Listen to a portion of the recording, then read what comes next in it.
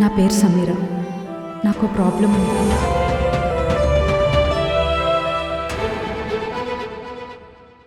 Cinema థియేటర్ల దగ్గర టికెట్లు అమ్ముకునే దానిలో ఎంత ఉంటుంది? దానికి అంత పొగరా? దానికన్నా మంచమైన లైఫ్లోకి వస్తే అప్పుడు చెప్తారా దాని సంగతి. ఓహో, నీకు ఇప్పుడు పని కావాలా? Yeah, I'm open to work.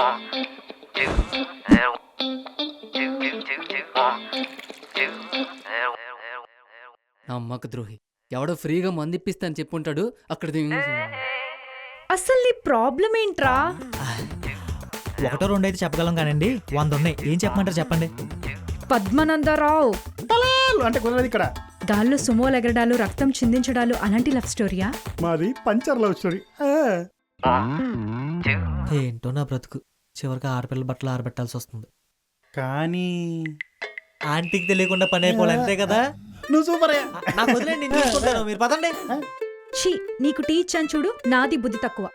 అంటే అన్నం అంటారు, లేకపోతే లేదంటారు. మీతో ఏదైనా బాధేనండి బాబు. మీ అబ్బాయిలు కొంచెంతో ఆగే టైప్ కాదులే. ఎక్కడ రా, నేను బార్ దగ్గర ఉన్నా. ఇక్కడ ఏదో జరుగుతుంది, అదేంటో అర్థం కావట్లేదు. అది తెలుసుకున్న వెంటనే అరగంటలో నేను నీ దగ్గరికి వస్తాను. అంకుల్, అసలు ఇక్కడ ఏం జరుగుతుంది?